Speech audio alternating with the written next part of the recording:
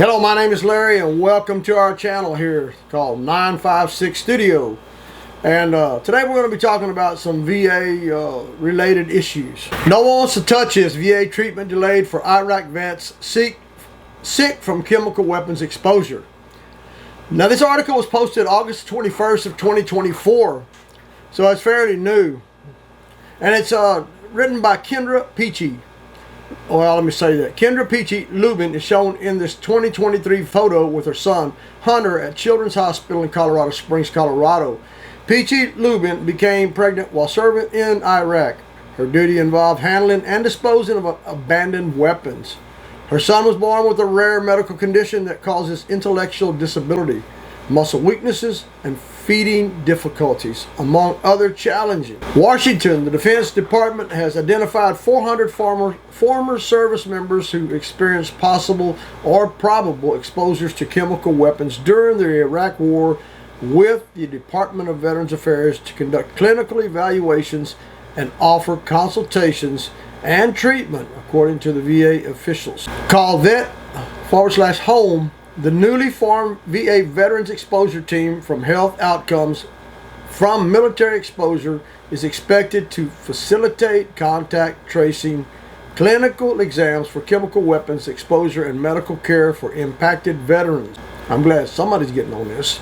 But the VA is coming under criticism from some lawmakers and impacted veterans about lengthy delays in fully implementing the clinical program to monitor the health status of the 400 veterans and develop treatment plans for them. I might butcher this name up a little bit. Istvan Gabor, a sergeant who served with the Army's 41st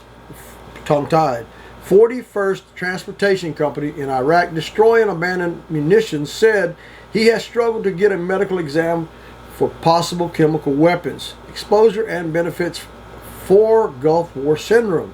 I am still fighting just to get recognized by the VA, and we're kind of getting nowhere. Istvan Gabor, a sergeant who served with the Army's 41st Transportation Company in Iraq, destroying abandoned munitions, said he has struggled to get a medical exam for possible chemical weapons exposure and benefits for Gulf War syndrome. I am still fighting just to get recognized by the VA, and we're kind of getting nowhere, said Gabor, who worked at an Iraq weapons destruction site called Arlington Depot, where abandoned arsenals were removed from bunkers and detonated. Pretty serious job there, guys. The Arlington Depot, which was an Iraq base called Bayji, was about 120 miles northwest of Baghdad. Members of the Army's 41st Transportation Company said they detonated chemical weapons in bunkers at Arlington Depot, 124 miles north of Baghdad. The depot formerly was used by Iraq forces before coming under U.S. control. More than 70 tons of weapons were demolished at a blow pit near the depot. Morgan Hobson, the Defense Department, has not disclosed the locations where the 400 veterans were exposed to chemical weapons. And the VA does not grant disability benefits for chemical weapons exposures under the Sergeant First Class Health Robinson Honor and Our Promise to Address Comprehensive Toxics Act of 2022, known as the PACT Act. That's a crock of crap. Conditions related to sarin, mustard gas, and other chemical warfare agents were not included by Congress in the PACT Act. What a bunch of dummies, according to Terrence Hayes, VA Press Secretary. Veterans can receive disability compensation for exposure if their military record shows confirmed contact with the chemical weapons. According to the VA, claims are decided on a case-by-case basis. The VA said this week that it has granted 35 claims for disability benefits related to chemical weapons exposure in Iraq from 2003 to 2011. But Senator John Tester, a Democrat from Montana who is chairman of the Senate Veterans Affairs Committee, said the PACT Act has a framework that allows the VA to establish additional toxic exposure presumptions. I urge the VA to continue to use it to make sure this law is implemented the way Congress intended, he said.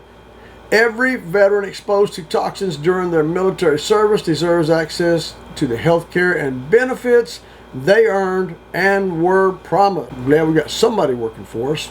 Some members of the Army's 41st Transportation Company are seeking medical exams for determining exposure to chemical warfare agents in Iraq.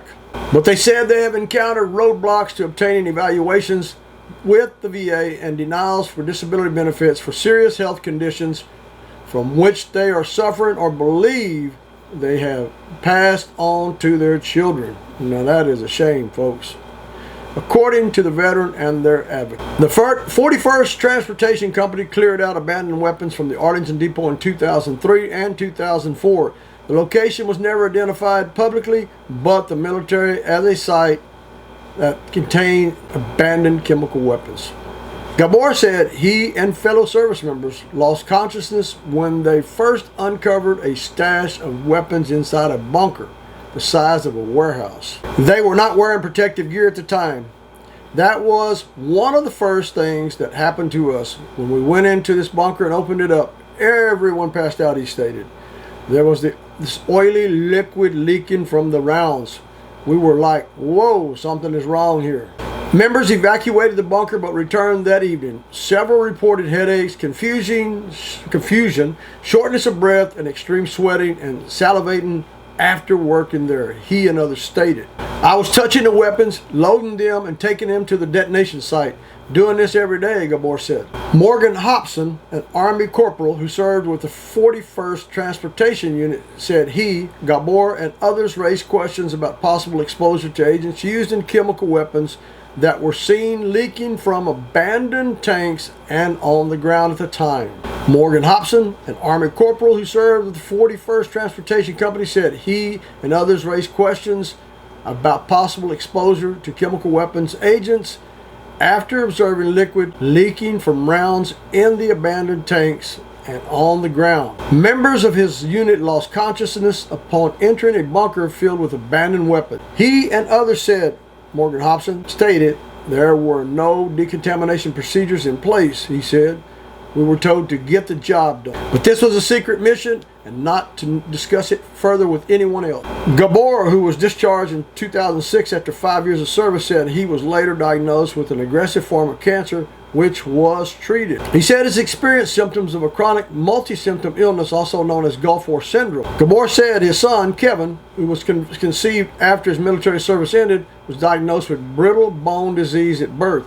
He used a wheelchair and has had hundreds of bone fractures, his father stated. Sergeant Gabor, who served with the Army's 41st Transportation Company in Iraq destroying abandoned munitions, said he has struggled to get a medical exam for possible chemical weapons exposure and disability benefits related to the Gulf War syndrome. He is shown with his son, Kevin, who was diagnosed at birth with brittle bone disease. Istvan Gabor, he also said he knows several other veterans from his unit with children who have serious disabilities. Now, I may not have all the pictures attached to this, folks, but I'll try to get them. All the veterans were directly involved with weapons removal and detonation in Iraq, Gabor said. No one is looking at this, he said. Kendra Peachy Lubin, a former private who joined the Army in April 2003, was a member of the same platoon and helped to remove and destroy caches of abandoned weapons. There was a lot of talk about the different colors of the plumes when the weapons were detonated, she said. The smoke was tinged in the air, and tinged in green, yellow, and orange. Peachy Lubin said she left military service in December 2004 after becoming pregnant. She was married to a service member deployed at another location, she said. Her son, Hunter, now 19, was born with a rare genetic disorder that causes intellectual disability, respiratory illnesses, muscle weakness, impaired motor function, and feeding issues. What a shame. Hunter Peachy Lubin, the son of Army veteran Kendra Peachy Lubin, was diagnosed with MECP2 duplication, a genetic disorder at birth. Kendra Peachy Lubin said neither she nor her former husband carried the gene that can cause the disorder. She believes his condition is related to her own exposure to chemical leaking from weapons that her unit disposed of in Iraq. The service members did not wear protective equipment. Kendra Peachy Lubin, he is nonverbal and cannot walk. He is 100% dependent on us, said Peachy Lubin, who is Hunter's full-time caregiver. His rare condition is called MECP2, which can be inherited by neither parent, was determined to be carriers. She also developed asthma, neuropathy, and severe headaches that persist now. Peachy Lubin said she has tried to get medical claims for chemical weapons exposure related to his condition. She said she saw 3 doctors in 18 months. She also saw her veteran service officer to discuss how she believes chemical weapons exposure have affected her health and her son. She stated, "I want this information in my files so there is documentation," she said. "The VA is confused by this. They looked at me like I have a third eye. They're clueless on how to process a claim for a child with his kind of medical issues. No one wants to touch this or do anything about it," she said. "They're pretty much distant themselves from the situation." Well, that's normally what the VA does. They're not going to help you. You got to get outside help.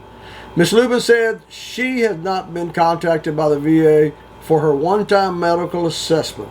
"I called several times on my own, but no one has returned my call," she said. So Republican Josh Breachin, Republican Oklahoma, wrote a letter to VA Secretary Dennis McDonald in July urging him to speed up the process by which former service members are medically evaluated and treated for illnesses and conditions that might be connected to chemical weapons exposure. I worked with chemical weapons in the early 80s and late 80s. Breachin wrote in the letter that his office heard from constituents who are former members of the Army's 44th Transportation Company about difficulties establishing appointments for exams related to possible chemical weapons exposure. There has been a 4-year delay in program activity between when the DoD offloaded the program to the VA and when the VA informed the surviving members of the 41st Transportation Company that they were eligible for evaluation and for treatment as necessary, said Ben Decatur, Communications Director for Breachin. Breachin has not heard directly from McDonald, but was told by the VA Secretary of Staff that the VA plans to restart the program, Decatur said. Congressman Breachin will continue to work with the VA to improve its operations. Congress has an obligation and the constitutional power to provide our veterans with adequate medical care, he stated. In addition, Tester has introduced the Molly R. Loomis Research for Descendants of Toxic Exposed Veterans Act to fund research on connections between toxic exposures and birth defects in the children of exposed veterans. The findings could be used to support benefits for children of exposed veterans who were born with serious birth defects, his office stated. Hobson said he underwent a clinical exam focused on chemical weapons exposure after being contacted by Vet Home in 2023. Well, that's a big step. "I was among the first ones to be assessed, but the VA does not seem to have the system in place for treatment, and the doctors are uncertain about how to deal with this," he said. "Sent him to a specialist." Hobson said his assessment and supported a finding of chemical weapons exposure, but there is no plan for follow-up treatment. Wow. They're like, "Hey, you have these conditions from chemical weapons," but they seem to have no doctors with knowledge about treatment. "It's a problem. You cannot get appropriate care," he said. He was medevaced from Iraq in 2003 with a high fever, abnormal blood tests, and bleeding from his mouth. After his unit cleared out and destroyed the abandoned weapons, he said. Hobson also said the munitions had an acidic odor, leached an oily liquid, and produced unusual plumes upon detonation. He said he has also observed leaking rounds that seem to have been recently filled and stacked. Morgan Hobson, an Army corporal who served with the 44th Transportation Unit, said he took photos of weapons detonations because of the unusual colors of the plumes, tinged orange, green, and yellow. Hobson said he became seriously ill during the mission and was medevaced to Germany with a high fever, headaches, and bleeding from his mouth and pores. The outside of the rounds was still wet, and there was a trail of liquid to mobile mixing units. He stated. The units were these huge metal containers with tubes running from them.